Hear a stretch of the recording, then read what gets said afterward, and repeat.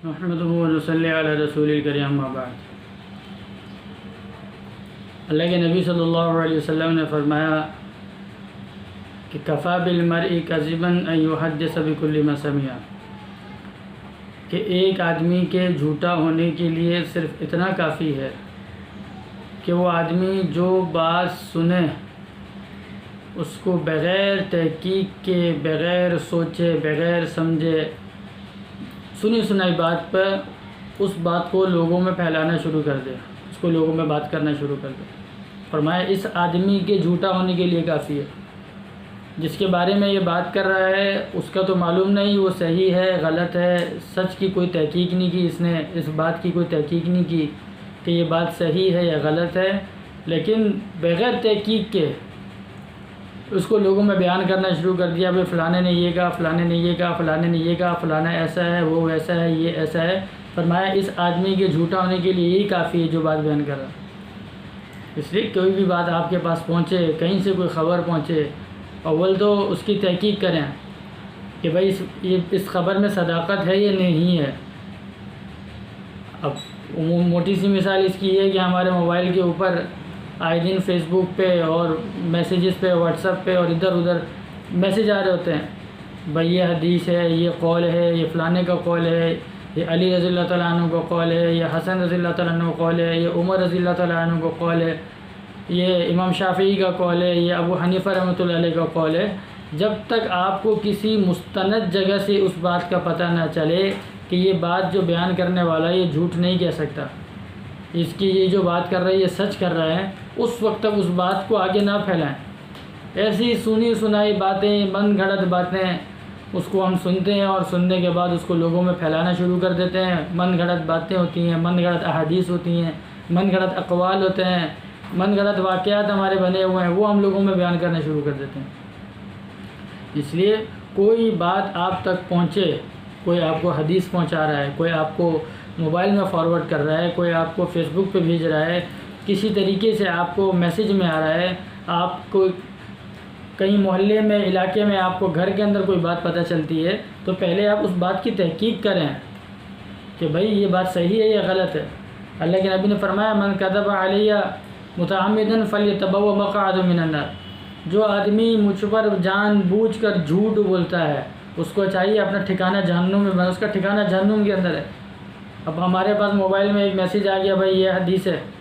اور ہم نے نہ اس کی تحقیق کی نہ کچھ کیا اور اس کو ہم نے پھیلانا شروع کر دیا۔ اس کو اس سے میرا عزیز یا تو ایک ایسے ذرائع اپنے رکھیں جو ذرائع آپ کے بالکل مستند ہوں، آپ کو معلوم ہے یہ فلانے عالم ہیں، یہ فلانے مفتی صاحب ہیں، یہ فلانے شیخ الحدیث صاحب ہیں، یہ فلانے آدمی ہیں، یا کوئی بھی شخص ہے، کوئی دوست ہے، کوئی وہ جھوٹ نہیں کہہ رہا، وہ جو نقل کر رہا ہے وہ صحیح کر رہا ہے۔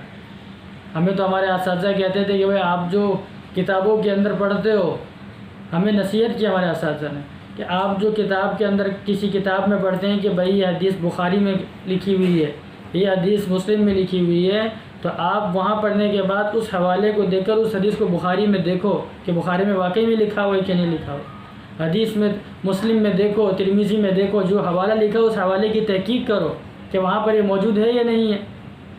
آج اس کے علاوہ ہماری لاکھوں کتابیں بازار کے اندر ایسی ہیں جن کے اندر جھوٹے حوالے لکھ کر، من گھڑت باتیں لکھ کر، نہ قرآن کے اندر ہے نہ حدیث کے اندر ہے، کہیں پر نہیں، ہم حوالے دیے جاتے ہیں اس کے۔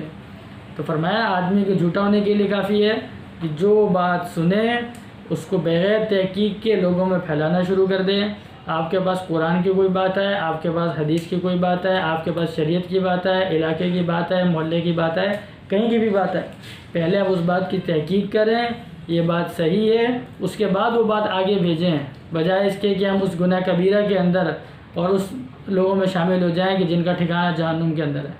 تو آج کے بعد احتیاط کریں اپنے ان چیزوں کے اندر، ایسا نہ ہو کہ ہم نیکی کا کام سمجھ کے کر رہے ہیں اس کو کہ بھائی ہم تو حدیث آگے شیئر کر رہے ہیں، ہم تو فلانے صحابی کا قول آگے شیئر کر رہے ہیں، ہم تو فلانے امام کا قول آگے شیئر کر رہے ہیں۔ ہم شیئر کرنے کے بجائے ہم من گھڑت جھوٹی باتیں، قصے کہانیاں شیئر کر رہے ہیں، ہم دین میں اضافہ کر رہے ہیں، ہمیں کچھ پتہ ہی نہیں ہے۔ اس لیے اپنے جو ذرائع ہیں اس کو مستند کریں، اور صرف مستند ذرائع کی احادیث ان سے جو آپ کو خبر ملتی ہے اس کو آگے پھیلائیں۔ اس سے دوسری ذرائع سے لاکھوں گروپ بنے ہوئے فیس بک کے اوپر، لاکھوں جو ہے نا پیجز بنے ہوئے ہیں، وہ من گھڑت باتیں، اور ہمارے عوام الناس کو بھی عقل نہیں ہے، وہ بس جی ماشاءاللہ بہترین سبحان اللہ وہاں سے کاپی کیا، اسکرین شاٹ لیا اور آگے لوگوں کو 10 لوگوں کو اس کو بھیج دیا۔ ایسا نہیں ہوتا،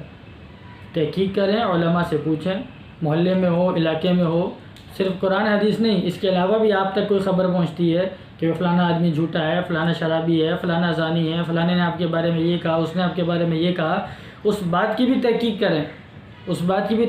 واقعی میں اس نے کہا ہے یا نہیں ہے، واقعی میں جھوٹا ہے یا نہیں ہے، واقعی میں 2 نمبر ہے یا نہیں ہے۔ سنی سنائی باتیں کان میں آئیں اور پورے محلے میں، پورے علاقے میں جو ہے نا CNN کی طرح اس کو پورے علاقے میں پھیلانا شروع کر دیا۔ اس لیے آپ خود بھی بچیں، دوسروں کو بھی بچائیں، مستند خبریں، مستند احادیث، مستند علماء سے سنیں اور وہ باتیں لوگوں کے اندر پھیلائیں، تو انشاءاللہ ثواب بھی ملے گا، ورنہ ہم گناہگار ہوں گے۔ اللہ تعالیٰ عمل کی توفیق عطا فرمائے۔